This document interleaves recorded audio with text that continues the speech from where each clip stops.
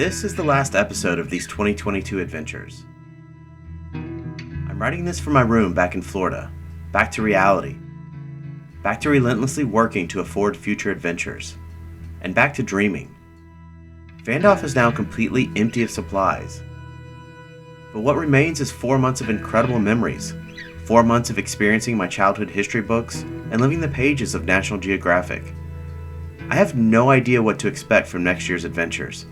Onyx's health has depreciated immensely this year, and editing and watching these videos has been so bittersweet, being able to watch him passionately conquer each day, yet behind me in current time he struggles just to stand.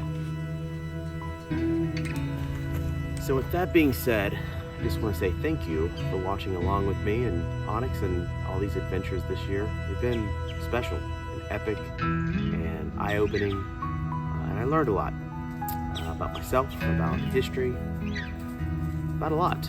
So, from Onyx and I, thank you, and I hope you enjoy this last episode.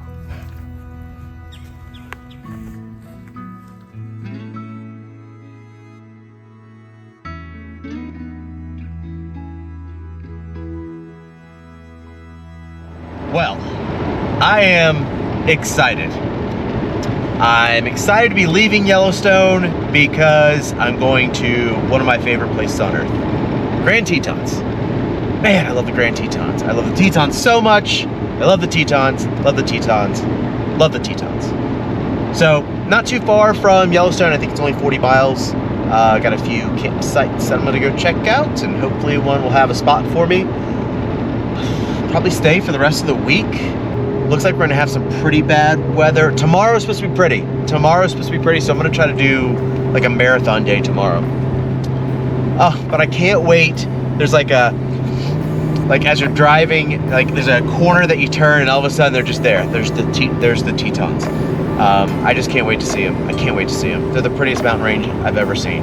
I can't wait. All right, that's enough of that.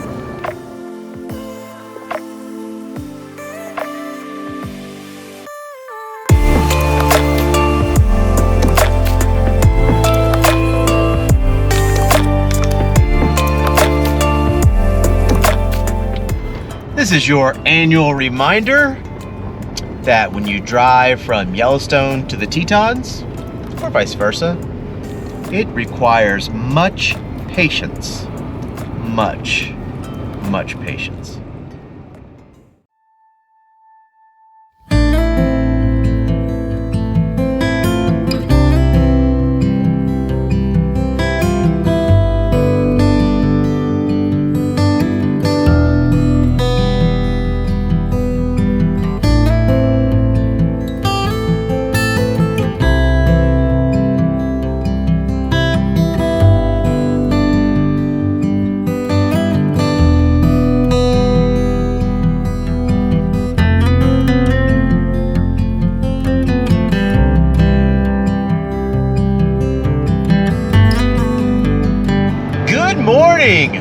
From Grand Tetons National Park, or really just the outskirts. I was able to find camp yesterday, had a really good camp, had some good dinner, made some quesadillas out of some leftover chicken. It was delicious.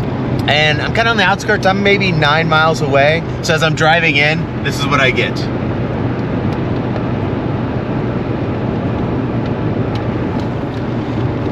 Yeah, that's not bad. Not a bad drive this morning. So I'm gonna go into town, into Jackson. Gas here on the outskirts is like $9 a gallon. No, it's like $6 a gallon, which is still preposterous. So I'm gonna see if it's gonna be cheaper in town. And I need some supplies, and I need some cowboy coffee. And then I'm going exploring. Exploring. I'm going exploring the Tetons. I'm excited for the day. Woo! I love the town of Jackson. It is such a cool little mountain town. It's definitely touristy, but it's just so cool, and it's just such a, it's just such a great gateway to the Grand Tetons and to Yellowstone if you're coming from the south. It's just an awesome town. Stopped and got gas, went all the way to Jackson to get gas and to get some supplies, and come to realize gas has gone up another $1 a gallon since 2 weeks ago. I haven't bought gas in a little while. I've been kind of stationary within a 100-mile radius or so. So now I'm stressed about that. That's, you know, another $1 plus a gallon across the country.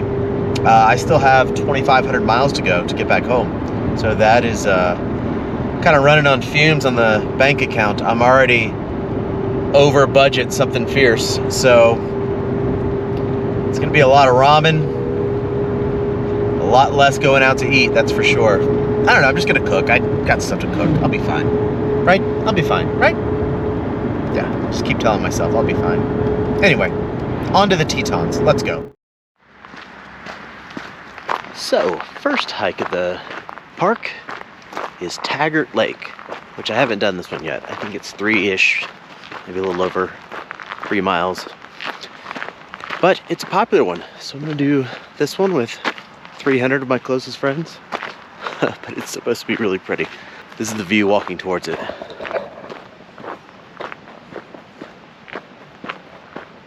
Not bad.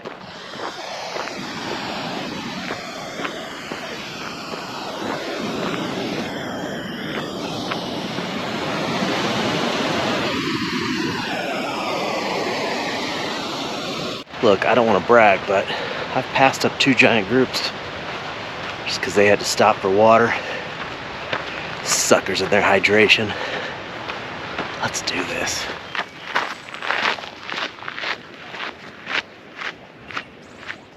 This hike has been outstanding. I've been kind of sparse, barren, no trees or anything like that. Then all of a sudden, I'm in a forest. And then I'm back out of the trees, and it's sparse and you can see the mountains again. And now I'm back in the forest again. It's fun.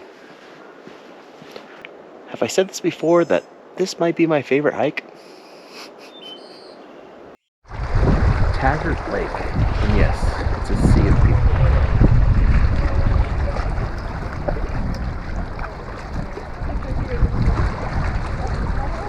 So I don't think it's the prettiest lake in the park.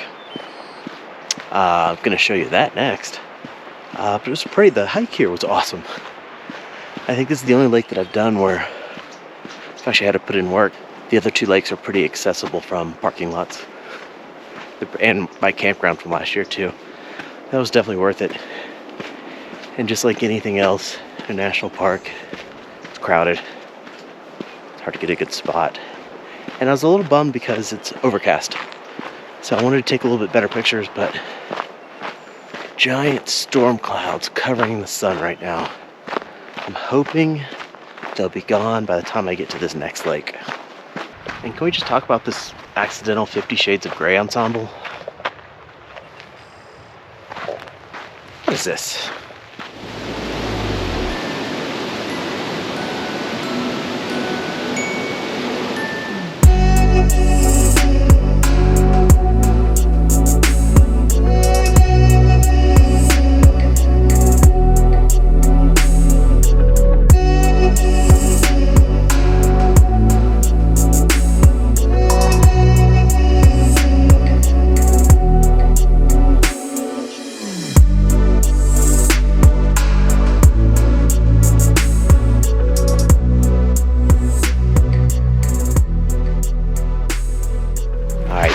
Promised you a prettier lake.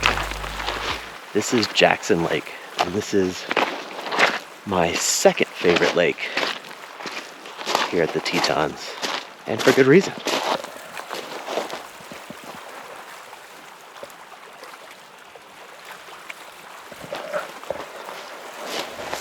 This is near the Signal Mountain campground area.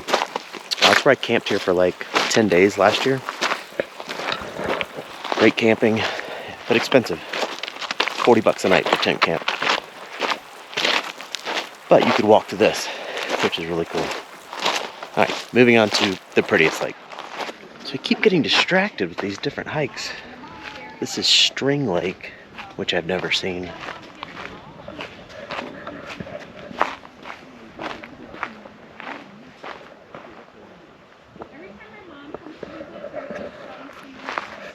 And it's pretty. It's real pretty. But it's not the prettiest one. Just wait. Yeah, so I got distracted again. I'm eventually going to make it to that pretty lake. But this is a hike too. It's called Leigh Lake. And it's cool because this string lake that I just showed you, it's long and goes along this kind of path. It has these pretty little pop-outs.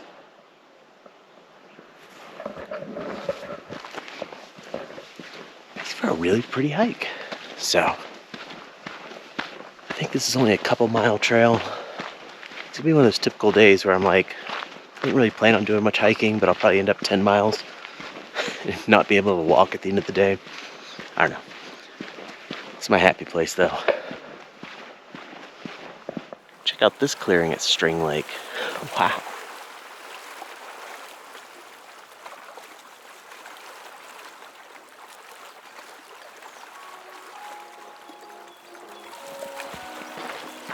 Man, this is a pretty hike. This may be one of my favorite hikes. Let's just make that the running joke.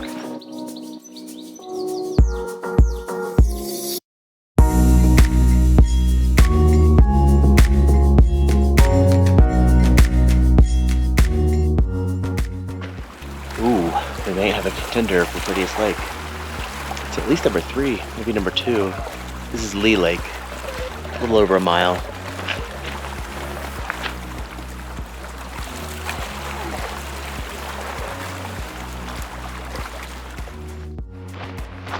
Leigh Lake. Pretty. That would be a cool place to go kayaking. Which I really want to do here. Maybe not this trip, but soon. I've got to kayak these waters. Alright. Just a mile and change back to the van before we go to the prettiest lake. Until I get distracted again. We'll see. Alright, I won't keep the secret anymore. It's Jenny Lake. Jenny Lake is the prettiest lake. It's also the most popular place in the park. So definitely do not do what I did and get here early. It is crowded. Like, crowded is an understatement. Just to look around. I'm not going to do the whole hike, which is like 7 miles. I'm just going to go to the lake. They also have a ferry that takes you all the way across the lake so you don't have to hike all the way around. There's a place called Inspiration Point, which one of these days I'm going to go to. So it's either 8 miles around to get there, or like 1.5 if you take the ferry. But it's kind of getting warm. It's kind of late in the day. It's noon. I think it's going to hit 70 degrees, so I've got Onyx in the van. I know I said this last time, I want to do it, but next time, I promise, I want to take the ferry. Alright, so here's the I told you so moment.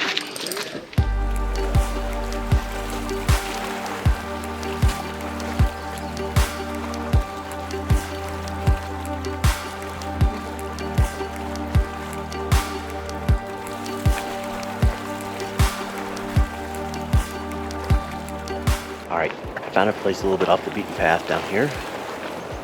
A little bit different scenery.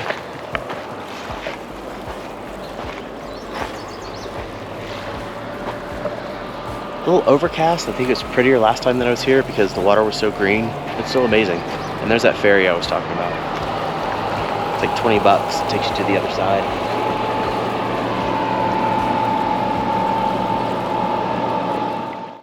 So it's a really short hike to get there. So even if you're not really a hiker, it's less than a quarter mile. But the view is just epic. It's so beautiful there. And like I said, definitely get here early or late. I don't know what late looks like. I'm never here late. But I bet it'd be an awesome sunset. So I'm headed back to Signal Lodge, take a quick little $6 shower, and headed back to camp. I'm starving, walked a lot today, and I want some chicken. Yeah.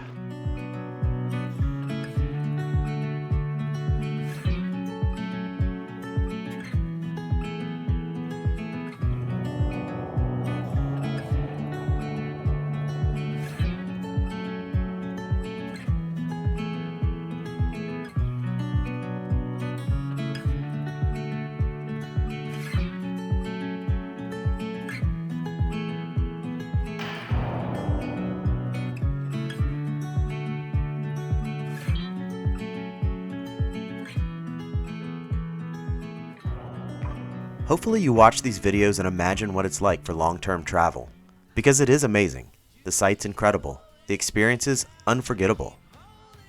But something would happen for me these next couple of days that hasn't happened to me in 5 years of exploring, that being friendship, of shared adventures, of cumulative stories to reflect upon in the future.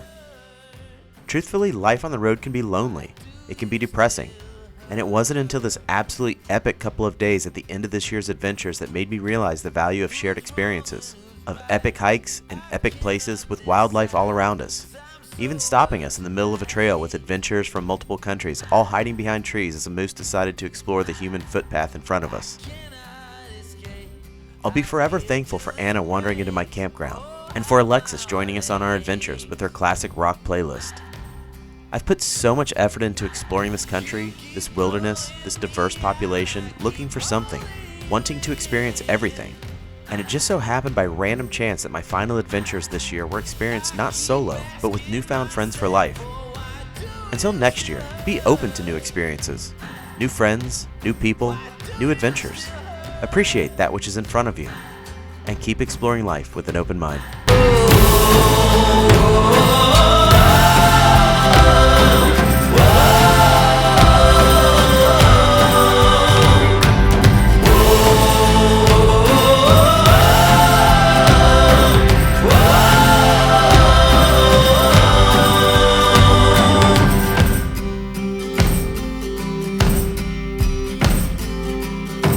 Still rolling the dice, still hoping to find a future for me.